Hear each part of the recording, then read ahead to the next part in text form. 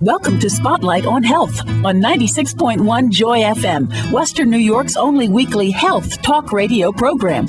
And now the host of Spotlight on Health, Tom McNulty. Good morning, one and all, and welcome to another edition of Spotlight on Health on 96.1 Joy FM. I'm your host, Tom McNulty. Our producer every week is Dale Musson, and we are ecstatic that you are with us again for our weekly program where we feature health, medical, behavioral health topics and really keep you informed about what's going on in our community with respect to health issues.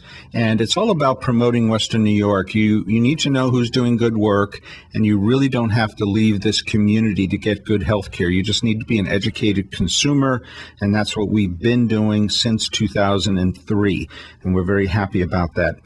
Today we're on the beaten path, but a little bit off the beaten path in that we're going to talk about sort of your emotional, inspirational health, if you will, and I'm very happy to have in our studios an author. His name is Anthony Casuccio, and Anthony is the author of a new book right here in our community called Be Nice. Nice People Can Succeed. That's good news. Anthony, welcome to the program. Thank you very much. I'm very excited to be here. Tell us a little bit about yourself and your background so our audience gets to know you. Okay.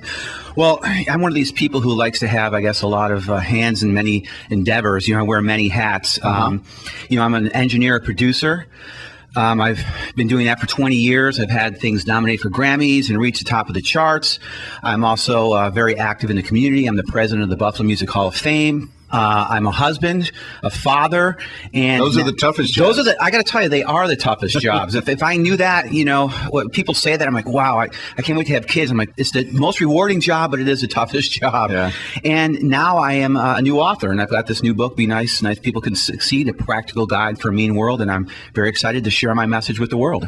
What light bulb went off and when for you to say, I've got these thoughts, I've got these ideas, they're all starting to come together. I've got lots of Post-it papers here and cocktail napkin notes and things like that to say, I'm in line for a book here. It's interesting. I was going out and doing a lot of talks in high school and colleges, from a college where I teach at to also through Music is Art and Music is Action. Mm-hmm. And I was going out there and like, you have these stories, you've had a lot of success in the music industry.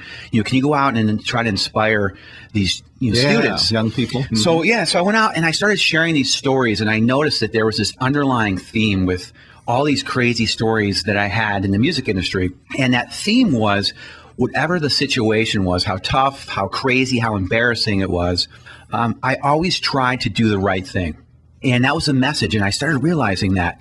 And I loved doing these talks, and I was getting asked to do more talks. And I think that's another hat that I want to wear. I want to try to go out and really, take on professional speaking engagements or motivational speaking. And I spoke to somebody about that, and this person involved, and he said, it wouldn't hurt if you had a book.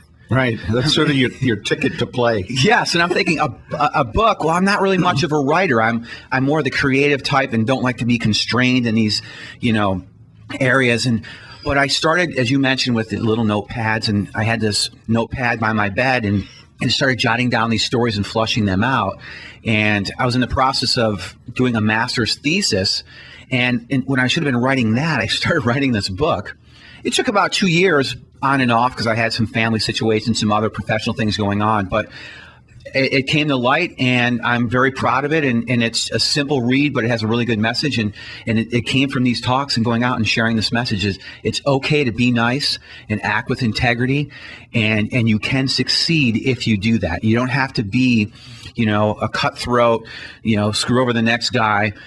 Good people can succeed. A nice guy does not finish last. Really? So what experiences helped you come to that conclusion to realize you had enough material for a book? And that if you go into the self-help section of any bookstore or library, there's tons of books about how to succeed in life and 5 steps to do this and 10 steps to do that and those kind of things. You obviously have taken a little bit of a different path and raised the level of positivity, if you will. Well, I guess if you read the beginning of my book, the intro, I just talk about, I watch the news, I go out in the school systems, I go out and I just see a lot of negativity. I see a lot of, I guess, just bad things happening in the world. And I guess maybe I'm naive. I don't know, but I thought, I want to share this message. When I say these things to these kids and I tell them these stories about some of the artists I've worked with and some of the things I've done in doing the right thing, their eyes lit up. And I'm like, well, if it resonates with kids who are a little bit cynical and from a tough background, maybe I can resonate with other people. That's why I thought I'm going to give it a shot. I know there are a lot of other books out there. There's a lot of people talking about different steps and different things. But I just wrote a true, honest book with my experiences. And they're not all about the music industry. They're just things that I've done, observations that I've made, little short stories. And I'm like, if I can just spark somebody to want to check out the book and just go out and tomorrow try to be a little bit nicer, practice and then it, just see what happens, I've done my job. What's your favorite snippet or part of the book that you like to tell? Well, there is a one section when I was out in California, living in San Francisco with my now wife, but then fiance. I was working for Sony, and then they laid everybody off, and I was very involved in the Grammy organizations, and I went back to my roots of starting a process called mastering audio production. And I was working with these rap artists called the Ex-Felons. And I mean, that sounds encouraging. That sounds exactly but I treated them fairly. And I treated them with respect. And I remember them coming in, and my wife said, "Hey, can I get you some water?" and bring some bottled water. And they pulled out their wallet and they started giving me, I'm like, "What are you doing?" They're like, "Well, how much for the water?" I'm like, No, you're my guest. Well, they told this other group. And this other group came in and said, "Hey, Anthony, we heard you do really great work and you treat people fairly." And this is a group of musicians who are used to being taken for granted and their money taken, not getting what they want. Which was a common theme for many years. Very common. And they came into my studio, and it happened to be the time when my parents came to visit me. And I didn't want to cancel this session because I was just getting my business going. And I had this loft apartment. And so they came in and they worked in my studio. My parents were out in the loft with my wife. And one of the gentlemen named Clyde, he was also a pimp, and he brought his girls, and I started asking him questions. I'm this guy from Buffalo who wanted to be Eddie Van Halen and have no rhythm. Here I am with these hardcore hip-hop rap artists, and the girls started getting a little bit antsy, and he goes, "Take her outside." I'm like, "You're not going to hurt her." He goes, "What kind of pimp do you think I am?" Well, they all went out, and they started hanging out with my parents. My parents are educators from Buffalo. My dad was a principal. My mom was a special ed teacher. I hear all this yelling, and I go out there, and they're cheering. They're up, jumping, watching the Oakland Raiders football game. My dad was an avid football fan. The guy, and this was a juxtaposition of life. Here's these hardcore rappers, my parents, watching football, having a great time. I'm in here working on this incredible album, and they had a track from Nate Dogg and Nas, which are big rap artists on this track. And I'm like, wow, this proves how respect can go a long way. And people who aren't used to being together, if you give them respect, can work together and create something amazing.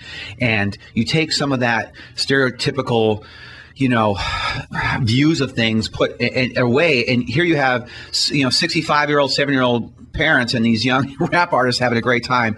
And I talk about that in more depth in my book. But that also proves to me that being nice and acting with respect and integrity can really, you can go over any bounds and make things happen. Do you find that was probably much of your core value system that you grew up with and how you were raised from your parents? Be nice to others, the golden rule kind of thing? Yes, I do think that is the case. I had very open parents.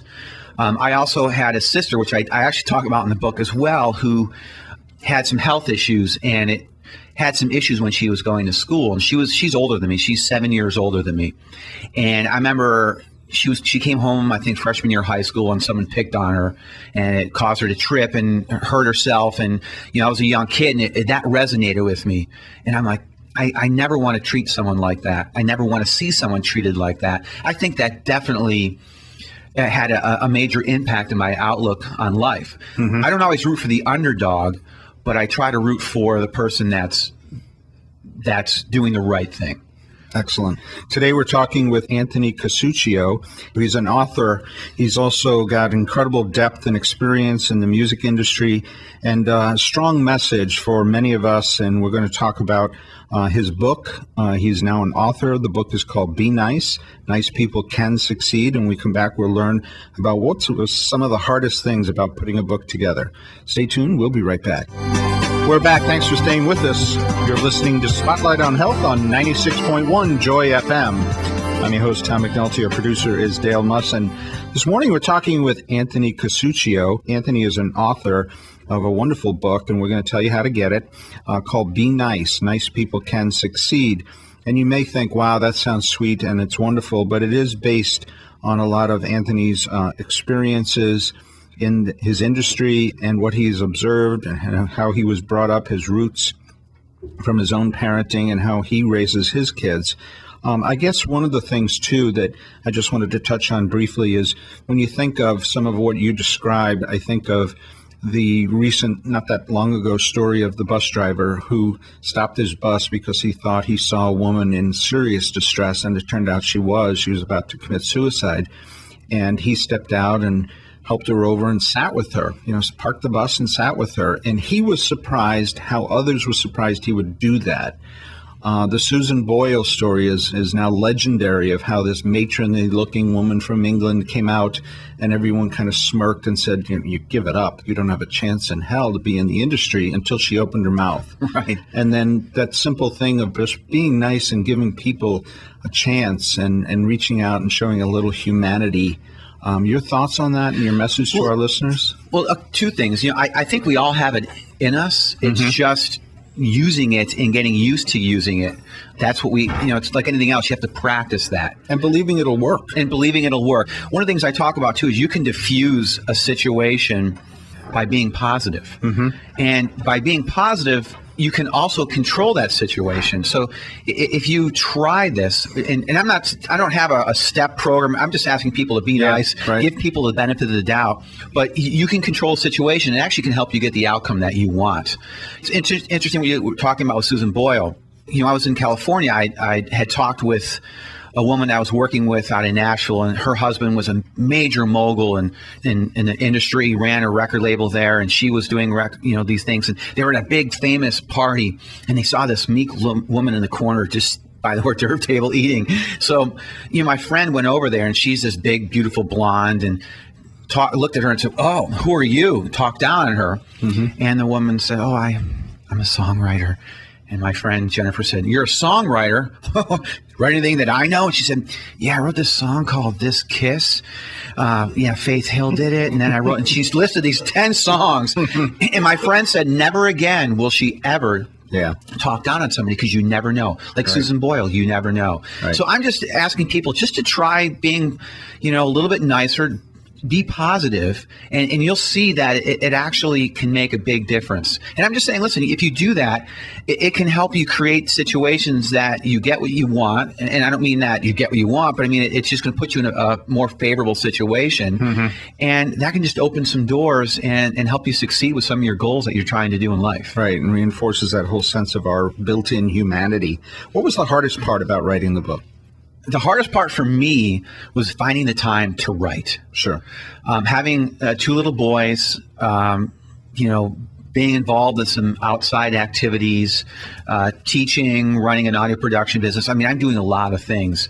And it was just finding the time to write. And what I do is I get up early in the morning or late at night, and I would just probably one thing that they tell you in school not to do is listen to music and do other things. But I would put my headphones on and I would just get lost in my ideas. And I would take notes. I'd look at my notes. I would see what I wanted to talk about. And I knew I had all these stories, and it was easy to flush them out once I started writing. And I remember it was not about a year ago, I was flying out to LA for a Grammy National Nominating Committee. And I was so excited because I could get away from the house, away from my job, and I could write. And I brought a little Asus laptop that was terribly slow, but I wrote in the airport. I stayed up late in the hotel room. I wrote, taxi, anywhere I could, just because I had these ideas I wanted to get out. And once I got them out, I turned to some friends to help me edit it, and here we go. Yeah, so you went to the pros afterwards and showed you how to put it all together and get it published. Correct. Let's make a mention right now of how people can get it, and we'll do that again before the show is over. How can people get the book, Be Nice, Nice People Can Succeed? The book is available on every ebook format from, Barnes & Noble's, Amazon, iTunes. You can go to my website, which is areyouNice.com. .com, and it's just a simple page that has a chance if you want to buy the paperback book. And if you buy the paperback book, I will autograph it for you. It also has links to all of the various e-retailers. But you could also, if you're an ebook reader, you can just go to those sites, type in Anthony Casuccio or Be Nice, Nice People Can Succeed, and that will come up, and buy it that way. What kind of feedback have you gotten already from the book? People who've read it, what have they said to you? You know, I'm surprised at how I'm getting great feedback. Recently, I don't know, something happened with Amazon and it got put in the feed, and I just got a bunch of reviews recently on Amazon with people saying, wow, I'm surprised. It's what a great message. Why aren't more people in tune to this? Some reviewers have given it all good, positive reviews. And I mean, I know it's a simple read, and I was worried that simple read might turn people off. No, but you mentioned earlier, and that's why I asked the question about being a public speaker, being an inspirational speaker to young people and people of all ages, but that we laughed the ticket was to become an author first. Right. Now that you've done that, do you see this launching an opportunity for you to personally spread that message? I'm hoping. You know, I've only had the book out for a short time, so I'm on that bandwagon of trying to promote the book. Okay. I think the next phase is going to go out and try to work on getting some speaking engagements and spread the message. Do you have a favorite chapter or one that touches your heart that you'd like to share with us? You know, the one I mentioned before is probably my favorite chapter about the rap artists. Yeah. That one is one of my favorite chapters. You know, I talk about paying it forward in karma, and I'm not into cosmic energy or anything like that. You know, I'm not preaching that, but I do believe what goes around comes around. And I talk about in this book, being in New York, I found 2 wallets over my 10-year period with money, credit cards, and I was able to track people down. This is before internet, return those. And I got married in Vegas with my wife, and it wasn't at a little Elvis chapel. It was a big, big church wedding, but we had a friend who was a jewelry broker, jewelry to the stars, and he said to my wife, you need to take this jewelry and it'll just accent your wedding dress. Well, we're flying home back to California from Vegas, and she left it in the cab. And I happened to have the cab's number because he said, hey, you're going to a restaurant, I'll pick you up from the restaurant and take you. Well, I was able to call this guy and say, hey, we left our purse there with $70,000. I didn't tell him it was $70,000 worth of jewelry, but it was that much, beautiful diamonds. And he said, I said, listen, I really appreciate it. I got $20 for you. Could you just turn around? He's like, not a problem. Just turn around, gave us the purse, her stuff in it. And I thought to myself, well, that's a perfect example of paying it forward and karma. When they didn't. So I outline that. That's one of my chapters in the book, and I really like that chapter. Excellent. Our guest today is Anthony Casuccio. Anthony is an author of a wonderful book, and we encourage you to get it. It's something you can pass on to someone who you know is nice and reinforce that. Anthony is going to launch this into opportunities to present to the public, so we encourage you to get the book, become familiar with his message. The book is called Be Nice, Nice People Can Succeed. Stay tuned. We'll be right back. We're back. Thanks for staying with us. You're listening to Spotlight on Health on 96.1 Joy FM. I'm your host, Tom McNulty. Our producer is Dale Musson. Thanks for sticking around. We got a great show today going on with Anthony Casuccio. Anthony is an author of a really wonderful book, and I encourage my listeners to get a hold of it. It has a multitude of applications. If you have young kids, I was just looking at the book. It's a quick, easy read. It's not War and Peace. The kids can read it. It can be family discussion. It's great for church groups. I'll let Anthony talk more about that. But it's called Be Nice, Nice People Can Succeed. And with that, Anthony, where do you see the book landing? Whose hands do you want it in, and what do you want to see it cultivate? When I originally wrote this, I thought it was for, students, maybe high school, college, young entrepreneurs. And that was my targeted market. But it's interesting, I'm finding that even older people have read the book, and I mean older, anybody out of college, and from all ages, and they've loved it. I also had a friend who recently shared it with his middle school daughter. There are a couple points in the book that he wanted to get across. And I was like, I wasn't so sure about that, but she actually saw my wife out and had made a mention how she loved the book. So I think it's really for all ages, but I definitely would like it to be in the hands of people who are going to maybe go out in the working world and realize that they can maintain their integrity and still get out there and succeed and do the right thing. Yeah, so it has applications for Girl Scouts, Boy Scouts, church groups, not-for-profits, a whole host of things. During the break, it reminded me of a popular television show where they asked the question, what would you do? And often the show and every segment has this conflict of people almost frozen about not doing the right thing, and then the others who just can't sit still to go and do the right thing. And the dynamics of what that says about us as human beings, what freezes us to stop and what makes us go forward is often the difference in helping someone out or wondering if they failed or fell or got hurt or were taken advantage of. Right. And I do have a chapter in my book about that. I'm not going to give it away, but I was put in a crazy situation where I could not act. Yeah. And I did something. I'm proud that I did it. It was difficult. It was the right thing to do. And sometimes you can't think, you just have to act. Right. And I think applications in our age of bullying and kids getting picked on, young people especially don't understand the severe permanent damage that can cause, where most of us were taught, do unto others as you would have them do to you, and be nice and be a friend. And what does a friend really mean nowadays? So I think there's a lot of applications in bullying. We're starting to see on YouTube and other places examples of kids stepping up for that kid who gets picked on. I think so. And one of the things, too, I wanted to emphasize, being nice is not a sign of weakness. No, it actually character. It's character. It shows strength and control. I think people need to realize that it's okay to do the right thing. It's okay to walk away. It's okay not to make fun of that person or get launched into that, gossip in the office. Just, talk about and maintain your integrity. That's huge. I'd be interested in your thoughts on kind of the opposite of that. Are we in a situation where sometimes we have to just swallow other people not being nice to us because it pays the bills? Well, but it's interesting. Being nice doesn't mean you're a pushover. Okay. Being nice just means standing your ground, just reacting in a positive, professional, humanistic way. So you might be put in these situations. It doesn't mean getting bullied yourself or backing down or giving in. It just means acting appropriately and like I said, just being nice and acting positive. Some days I feel like I should have a trunk full of these books, and when people are giving me a bad time, just say, enough, pal. Throw them out. Enough. Here, read this, and then I'll talk to you tomorrow about being nice. How can listeners get a hold of this book again? Again, it is available through all the e-retailers. It is also available through my website, Are You Nice, if you want the print version, which I'd be happy to autograph if people let me know about that. Another thing, too, is I'd love to get some feedback from people. Email me through my site, areyounice.com.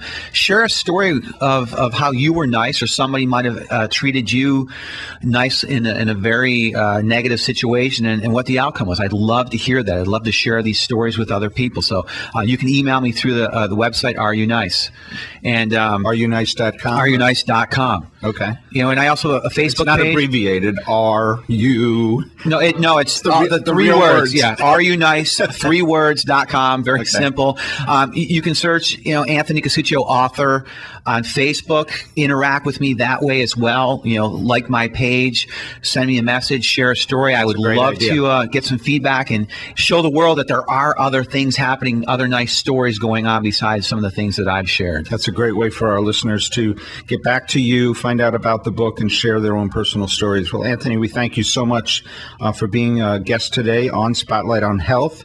A very healthy, upbeat message today. And there's no doubt in my mind that this is the beginning of a launch of a whole new path of you interacting with others and helping people remind themselves that they can be nice. Thanks for being a guest today. I love to. Thank you for having me. Thanks always to Dale Musson, and tune in next week for another informative show of Spotlight on Health on 96.1 Joy FM. Thank you for listening to Spotlight on Health with host Tom McNulty, sponsored by Dent Neurologic Institute, Dr. Lenny Bergman of LifeCell DX, Hemophilia Center of Western New York, Mercy Hospital, Spotlight on Hope.